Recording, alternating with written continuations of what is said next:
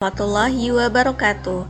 Bismillahirrahmanirrahim. Anak-anak, pada video kali ini kita akan mempelajari materi tematik di subtema 4 hewan kesayanganku untuk pembelajaran 3, 4, dan 5. Disimak ya video ini dengan baik.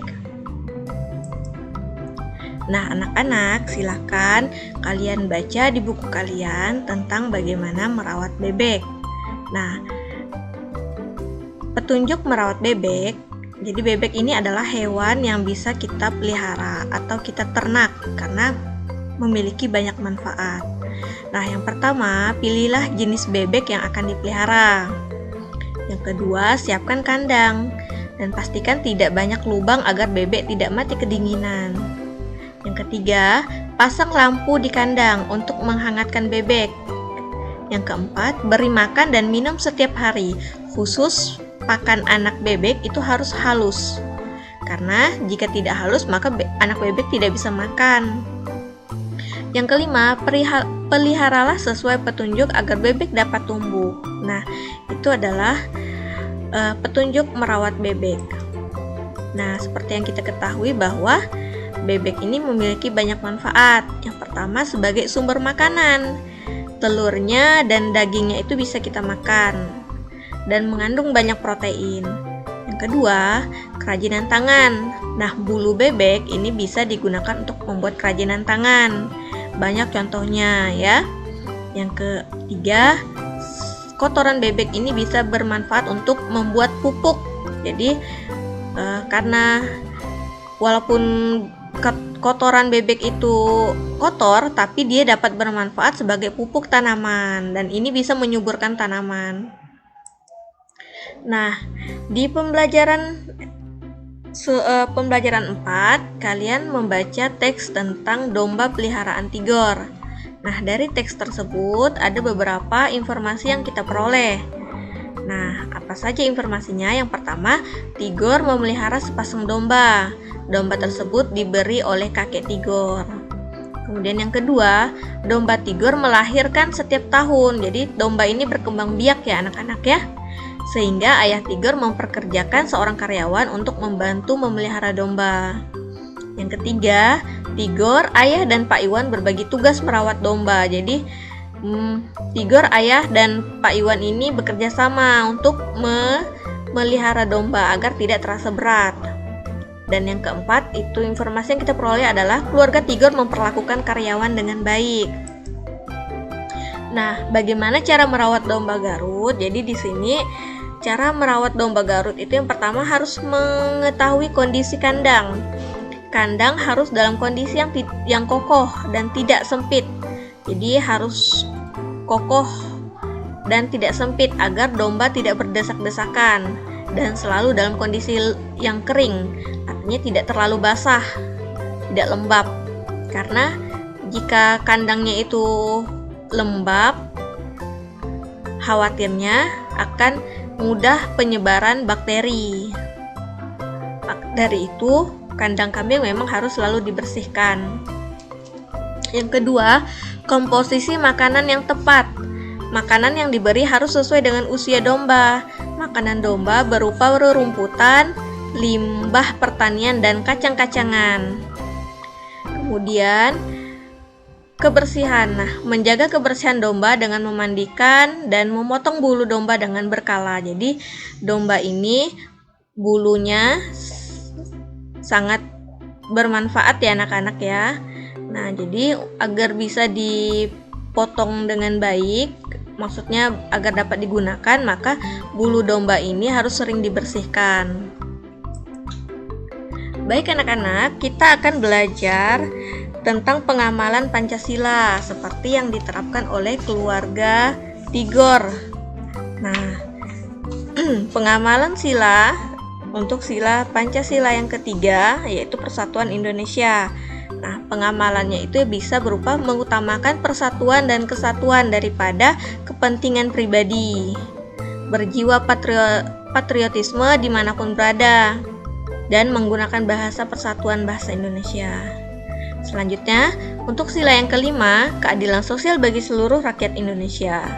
Jadi, Pengamalannya bisa kita lakukan dengan cara menghargai hasil karya orang lain, berbuat adil dan tidak pilih kasih, menghormati hak dan kewajiban orang lain. Nah, anak-anak, kertas origami seperti yang sudah pernah Ustazah jelaskan sebelumnya, memiliki banyak kegunaan dan banyak karya yang bisa dihasilkan dari kertas origami. Nah, kertas origami juga bisa digunakan untuk membuat gambar domba. Jadi, ada beberapa alat yang harus kita persiapkan seperti karton warna hitam dan putih, kertas origami, kertas putih, alat tulis, kapas atau dakron, mata imitasi, lem kertas dan gunting. Nah, jadi untuk membuat karya gambar domba dengan kertas origami bisa menggunakan teknik aplikasi, yaitu teknik campuran ya anak-anak ya. Nah, teknik aplikasi itu artinya beberapa teknik itu digabung. Misalnya teknik menjiplak, memotong dan menempel menjadi satu, itu disebut teknik aplikasi. Kalian bisa lihat di buku. Nah, teknik aplikasi itu maksudnya membuat satu karya itu menggunakan banyak teknik. Nah, misalnya membuat gambar domba tadi menggunakan teknik menjiplak, memotong dan menempel. Nah, anak-anak, pada pembelajaran 5 kalian disuguhkan dengan dongeng. Nah, di situ kalian seperti yang sudah kalian pelajari sebelumnya bahwa dongeng itu memiliki unsur-unsur kan. Nah, ada masih ingat? Jadi dalam dongeng itu terdapat unsur, terdiri dari tema. Tema adalah ide pokok yang membangun sebuah dongeng. Contohnya tentang hewan yang saling berterima kasih dan lain-lainnya. Kemudian tokoh. Nah, tokoh itu adalah pelaku dalam dongeng itu. Nah, jika itu dongeng yang tentang hewan, maka tokoh-tokohnya adalah hewan-hewan, kura-kura, rusa, tikus, harimau, dan sebagainya. Sifat atau watak adalah perangai atau karakter tokoh dongeng. Nah, contohnya rusa wataknya sombong dan lain-lain ya. Latar adalah tempat dan waktu terjadinya dongeng. Contohnya di hutan, sore hari, atau di malam hari, atau di pasar dan lain-lain, atau di sungai. Nah, itu latar. Alur jalannya cerita. Ada 3 alur ya, alur maju, alur mundur, atau alur campuran. Nah, contohnya pada dongeng kura-kura yang cerdik, alurnya adalah alur maju karena jalan ceritanya maju. Dan yang keenam, amanat adalah pesan atau nasihat yang ingin disampaikan oleh pembuat dongeng. Contohnya tidak boleh sombong, saling menghargai, tidak boleh mengejek orang lain, atau saling membantu. Nah, seperti itu ya anak-anak ya, unsur dongeng ini Ustazah hanya mengingatkan. Silakan baca kembali dongeng yang ada di buku kalian. Nah, anak-anak, perlu kita ketahui bahwa setiap anggota keluarga memiliki peran dan tugas masing-masing. Hargailah perbedaan peran yang ada agar kehidupan dapat berjalan dengan baik. Menghargai orang lain merupakan sikap yang mulia. Jangan sampai misalnya di rumah kalian